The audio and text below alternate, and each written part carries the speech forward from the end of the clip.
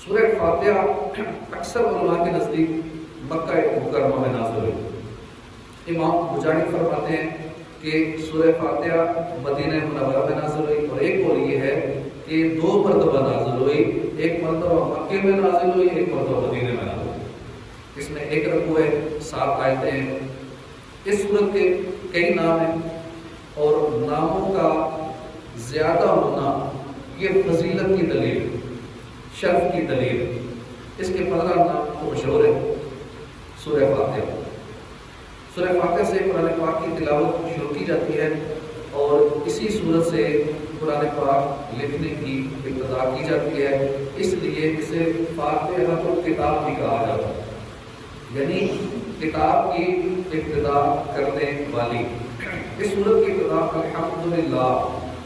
الحمدللہ سے ہوئی ہے۔ اس مناسبت سے اسے سورت الحمد، یعنی وہ سورت جس میں اللہ کی حمد بیان کی گئی ہے، کہتے ہیں۔ اب ہم روزانہ الحمدللہ پڑھتے ہیں، لیکن تجوید سے نہ پڑھنے کی وجہ سے ہم اس میں غلطیاں کر جاتے ہیں۔ الحمدللہ دیکھ مروی پہ ہم سے حال پوچھتا ہے کیسے ہیں آپ، کیا حال ہے؟ الحمدللہ الحمدللہ میں نے یہ کام کیا تھا۔ ہم سارا دن الحمدللہ کو غلط پڑھتے رہتے ہیں، آپ کو ہا پڑھتے رہتے ہیں، 2 آنکھوں والا ہا۔ تو جیسے ہی آپ کو ہا پڑھیں گے بدل جائے گا، نماز کے اندر ایسا پڑھیں گے تو نماز ٹوٹ جائے گی۔ اس لیے ہم روزانہ کوشش کرتے ہیں مدنی قاعدہ پڑھنے کی، تجوید سے قرآن پاک سیکھنے کی، اور اس فجر کی مدنی حلقے میں کہ ہم تھوڑا سا تجوید کے ساتھ قرآن پاک سیکھنے کی کوشش کریں گے۔ ویسے روزانہ کا معمول ہے ہمارا، فجر میں ہم جس طرح آج بیٹھے ہیں نا، ہم روزانہ بیٹھتے ہیں، کچھ نصیب لوگ پورا سال بیٹھتے ہیں، اور ہمارا قرآن پاک کی تفسیر ایک ترتیب سے جاری ہے، اور ایک روٹین سے ہمارا سارے معاملات اشراق الچاش تک سلسلہ ہوتا ہے، اور اس کے بعد پھر لنگر کی ترتیب بھی ہوتی ہے، فاتحہ کا سلسلہ بھی ہوتا ہے، پھر اشراق الچاش پڑھ کے دعا کرتے جاتے ہیں۔ تو انشاءاللہ رمضان میں بھی یہ روٹین رکھیں گے تاکہ ہم اشراق الچاش پابندی سے ادا کریں۔ تو الحمدللہ سے اس کی ابتدا ہوتی ہے، اس لیے سورۃ الحمد بھی کہتے ہیں اسے۔ سورہ فاتحہ قرآن پاک کی اصل ہے، اس لیے اس کو ام القرآن کہتے ہیں۔ یہ سورت ہر نماز کی ہر رکعت میں پڑھی جاتی ہے، یا یہ سورت 2 مرتبہ نازل ہوئی ہے، اس وجہ سے اسے السبع المثانی، السبع المثانی یعنی بار بار پڑھی جانے والی یا ایک سے زائد مرتبہ پڑھی جانے والی سورت کہا جاتا ہے۔ دین کی بنیادی امور کا جامع ہونے کی وجہ سے سورہ فاتحہ کو سورۃ الکنز بھی کہتے ہیں، سورۃ الواقعہ کہتے ہیں، سورۃ الکافیہ کہتے ہیں۔ شفا کا باعث ہونے کی وجہ سے اس کو سورہ شفا بھی کہتے ہیں۔ آپ اس کو پڑھ کے کسی پہ دم کر دیں، سورہ فاتحہ پڑھ کے بیمار پہ دم کر دیں، اللہ شفا عطا فرمائے، تو اس کو سورہ شفا بھی کہا جاتا ہے، سورہ شافیہ بھی کہا جاتا ہے۔ دعا پر مشتمل ہونے کی وجہ سے اسے سورہ دعا بھی کہتے ہیں۔ سورہ تعلیم المسئلہ، سورۃ السؤال، سورۃ المناجات، سورۃ التفویض بھی کہا جاتا ہے۔ احادیث میں بہت سارے اس کے فضائل بیان ہوئے ہیں۔ حضرت ابو سعید بن معلہ رضی اللہ عنہ فرماتے ہیں، میں نماز پڑھ رہا تھا تو مجھے نبی کریم صلی اللہ علیہ وسلم نے بلایا، لیکن میں نے جواب نہ دیا۔ جب نماز سے فارغ ہو کر حضور کی بارگاہ میں حاضر ہوا، میں نے عرض کیا یا رسول اللہ میں نماز پڑھ رہا تھا۔ حضور نے فرمایا کہ اللہ نے یہ نہیں فرمایا استجیبوا للہ وللرسول اذا دعاکم، اللہ اور اس کے رسول کی بارگاہ میں حاضر ہو جاؤ جب وہ بلائیں۔ پھر فرمایا کیا میں تمہیں تمہارے مسجد سے نکلنے سے پہلے قرآن کی سب سے عظیم صورت میں سکھاؤں؟ پھر آپ نے میرا ہاتھ پکڑ لیا۔ جب ہم نے نکلنے کا ارادہ کیا تو میں نے عرض کی یا رسول اللہ آپ نے فرمایا تھا کہ میں تمہیں کچھ صورت سکھاؤں گا۔ حضور نے فرمایا وہ صورت الحمدللہ رب العالمین، یہی سبع مثانی ہے اور قرآن عظیم ہے جو مجھے عطا فرمائی گئی۔ عبداللہ بن عباس فرماتے ہیں کہ ایک فرشتہ آسمان سے نازل ہوا، اس نے حضور کی بارگاہ میں سلام پیش کیا، عرض کیا یا رسول اللہ صلی اللہ علیہ وسلم آپ کو ان 2 نوروں کی بشارت ہو جو آپ کے علاوہ کسی اور نبی کو عطا نہیں کیے گئے، اور وہ 2 نور یہ ہیں سورہ فاتحہ اور سورہ بقرہ۔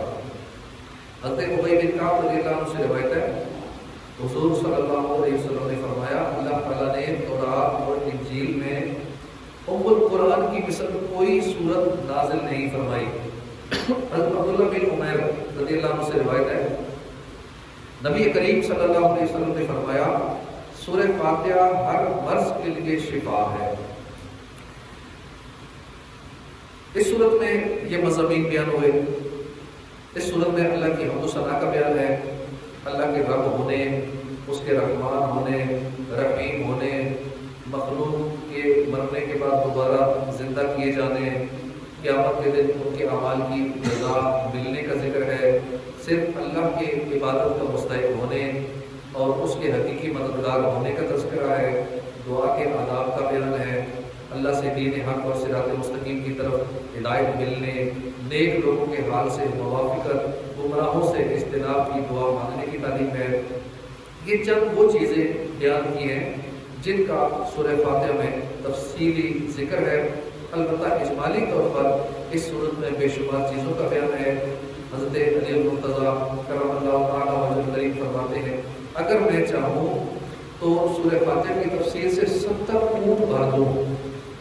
حضرت امام محمد رضا خان یہ قول نقل کرنے کے بعد فرماتے ہیں کہ ایک اونٹ کتنے ہی من بوجھ اٹھاتا ہے اور ہر من میں کتنے ہزار اجزاء ہوتے ہیں، ان کا حساب لگایا جائے تو یہ تقریباً 25 لاکھ جز بنتے ہیں، اور یہ صرف سورہ فاتحہ کی تفسیر ہے۔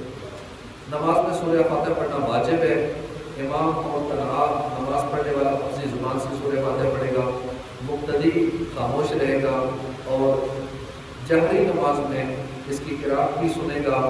اس کا یہی عمل پڑھنے کے حکم میں ہے، یعنی امام قرات کرے گا اور مقتدی خاموش رہے گا۔ اللہ نے قرآن پاک میں تلاوت کے وقت مقتدی کو خاموش رہنے اور قرات سننے کا حکم دیتے ہوئے فرمایا وَإِذَا قُرِئَ الْقُرْآنُ فَاسْتَمِعُوا لَهُ وَأَنصِتُوا لَعَلَّكُمْ تُرْحَمُونَ، اور جب قرآن پڑھا جائے اسے غور سے سنو، خاموش رہو تاکہ تم پر رحم کیا جائے۔ حضرت ابو موسیٰ اشعری سے روایت ہے حضور صلی اللہ علیہ وسلم نے فرمایا جب امام قرات کرے تو تم خاموش رہو۔ حضرت جابر بن عبداللہ سے روایت ہے نبی کریم صلی اللہ علیہ وسلم نے فرمایا جس شخص کا کوئی امام ہو تو امام کا پڑھنا ہی مقتدی کا پڑھنا ہے۔ ان کے علاوہ اور بہت سی احادیث میں امام کے پیچھے مقتدی کے خاموش رہنے کے بارے میں بیان کیا گیا۔ امام فخر الدین رازی فرماتے ہیں مدینہ منورہ کے چند علماء امام اعظم ابو حنیفہ کے پاس اس لیے آئے کہ وہ امام کے پیچھے مقتدی کی قرات کرنے کے معاملے میں مناظرہ کریں۔ امام اعظم ابو حنیفہ نے ان سے فرمایا کہ سب سے مناظرہ کرنا تو میرے لیے ممکن نہیں ہے، آپ ایسا کریں کسی ایک کو اپنا لیڈر بنا لیں، اپنا پیشوا بنا لیں، امام بنا لیں، تو میں اس سے پھر بات کروں، جو آپ میں سب سے زیادہ علم والا ہے آپ اس کو اپنا پیشوا بنا لیں، میں پھر اس سے مناظرہ کروں۔ انہوں نے ایک عالم کی طرف اشارہ کیا تو امام اعظم نے فرمایا کیا یہ تم سب سے زیادہ علم والا ہے؟ انہوں نے جواب دیا ہاں۔ امام اعظم ابو حنیفہ نے فرمایا کیا میرا اس کے ساتھ مناظرہ کرنا تم سب کے ساتھ مناظرہ کرنے کی طرح ہے؟ انہوں نے کہا ہاں۔ امام اعظم ابو حنیفہ نے فرمایا اس کے خلاف جو دلیل قائم ہوگی وہ گویا تمہارے خلاف قائم ہوگی؟ انہوں نے جواب دیا ہاں۔ امام ابو حنیفہ نے فرمایا اگر میں اس کے ساتھ مناظرہ کروں اور دلیل پر اس پر غالب آ جاؤں تو وہ دلیل تو پر بھی لازم ہوگی؟ انہوں نے کہا ہاں۔ امام ابو حنیفہ نے دریافت کیا وہ دلیل تو پر کیسے لازم ہوگی؟ انہوں نے جواب دیا اس لیے کہ ہم اسے اپنا امام بنانے میں راضی ہیں تو اس کی بات ہماری بات ہوگی۔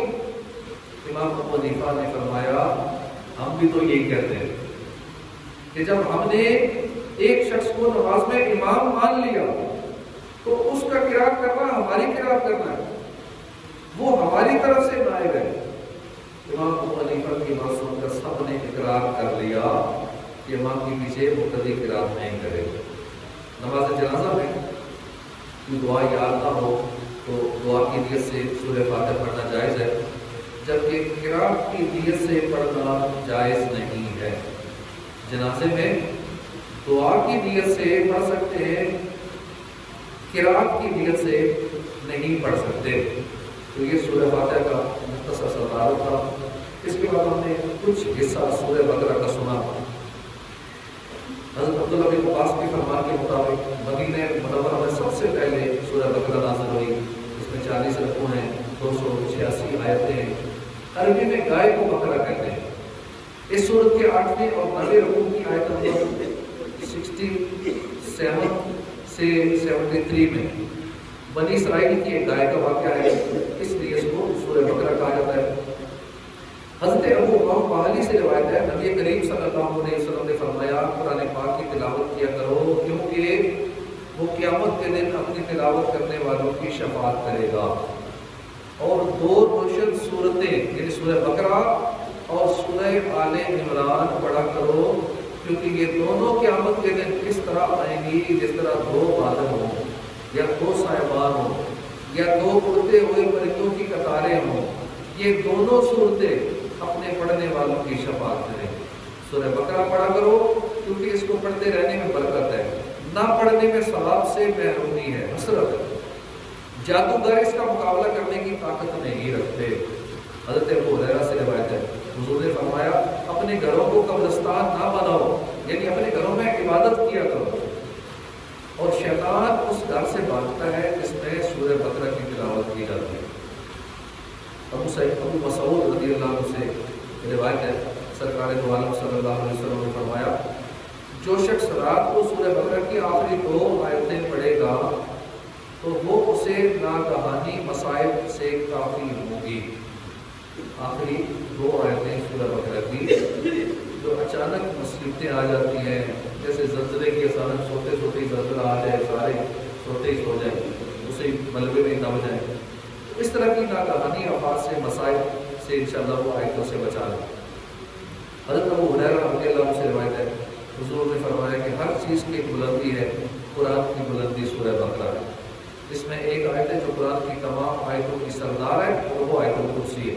حضرت سعد سعدی سے روایت ہے، حضور نے فرمایا کہ جس نے دن کے وقت اپنے گھر میں سورہ بقرہ کی تلاوت کی تو 3 دن تک شیطان اس گھر کے قریب نہیں آئے گا، اور جس نے رات کے وقت اپنے گھر میں سورہ بقرہ کی تلاوت کی تو 3 راتیں اس گھر میں شیطان داخل نہیں ہوگا۔ اس صورت کو ہمیں اپنے گھر میں پڑھنا چاہیے، رات کو بھی پڑھنا چاہیے، دن کو بھی پڑھنا چاہیے، بہت فوائد اس کے، اور یہ سب سے بڑی صورت ہے۔ اس کا مرکزی مضمون یہ کہ اس میں بنی اسرائیل پر کیے گئے انعامات، ان انعامات کے مقابلے میں بنی اسرائیل کی ناشکری، بنی اسرائیل کے جرائم جیسے بچڑے کی پوجا کرنا، سرکشی اور انعام کی وجہ سے موسیٰ علیہ السلام سے طرح طرح کے مطالبات کرنا، یہ چیزیں اس میں شامل ہیں۔ انشاءاللہ باقی بھی اس کی کئی مضامین ہیں، وہ انشاءاللہ پھر اگلے درس میں سنیں گے یا تراویح کی بات کوشش کریں گے سننے کی۔ اللہ پاک ہمیں قرآن پاک سے سچی محبت نصیب فرمائے، قرآن پاک سیکھنے، اس پر عمل کرنے کی توفیق عطا فرمائے، آمین بجاہ